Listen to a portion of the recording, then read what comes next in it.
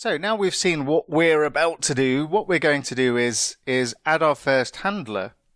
And this handler is going to bring back a list of our activities from the database. Now all of our application logic is going to go inside our application project. And this is the one that we're going to store all of our handlers inside. And what we also need at this moment is access to Mediator, which is going to allow our API controllers to send requests to our application project. So what we're going to do is I'm just going to open up the command shell and we're going to make use of NuGet Package Manager to add the Mediator package into our application project. So I'm going to click on Add Package and then I'm going to search for Mediator spelt with a TR at the end instead of TOR. And then what I want to add from inside here is not the Mediator package itself, but it's the one especially designed to work with ASP.NET Core dependency injection. So I'm just going to scroll down this list. And what I'm looking for is Mediator extensions.microsoft.dependency injection. And this is the one that we want to install. So I'm just going to select this and press return. And I'm just going to take the latest version at the time of recording, which is 7.0.0. And we want to install this into our application project. So I'll select this as well. And then we can go ahead and restore to make this available to our application project. And once that's complete, what we'll do is start to work on creating our first handler. Now I'm just going to delete this class1.cs, we're not going to need this, and move this to trash. And inside our application project, because this one's going to get quite large, because it is where all of our business logic is going to go, I'm going to start dividing up our .NET Core code into folders.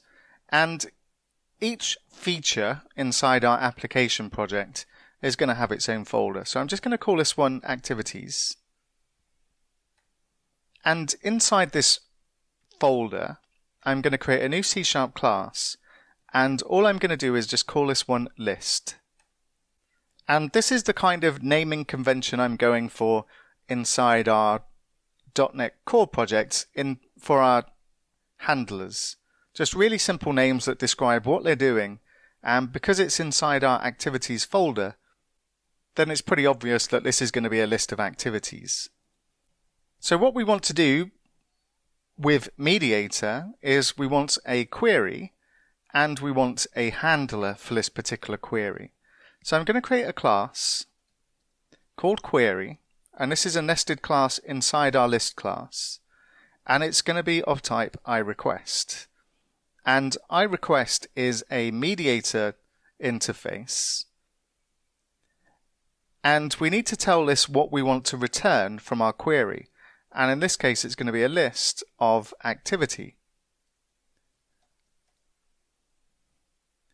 And then we can just close off this particular class because we don't need to provide this with any properties, because we're just going to go out to our database and retrieve a list of activities, and we don't need to provide it with any other parameters other than that.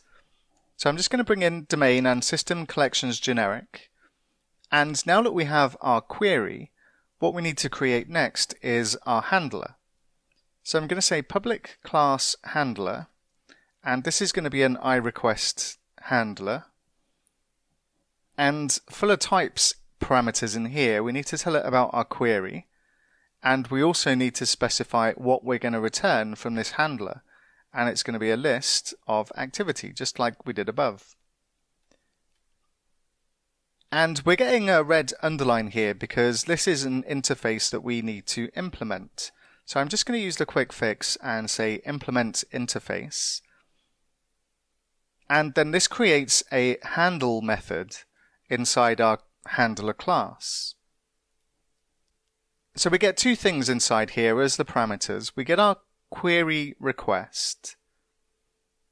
And if we had any properties that we added to our query class, they would be available inside this request object. And we also have this thing called a cancellation token, which I'm going to completely ignore for the time being, and we'll talk about this very soon. Now, in our handler, we need to get access to our data context, and we're going to inject our data context into our handler. So what we need to do is we need to generate a constructor for our handler, and we need to pass in our data context inside here. Same way we did it in our values controller earlier on, but from this point forward, our API controllers are going to be extremely dumb.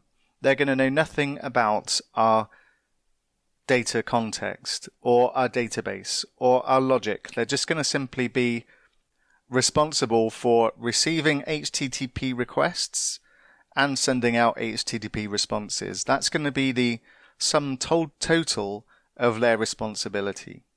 And all of the logic is going to be contained inside these handler objects.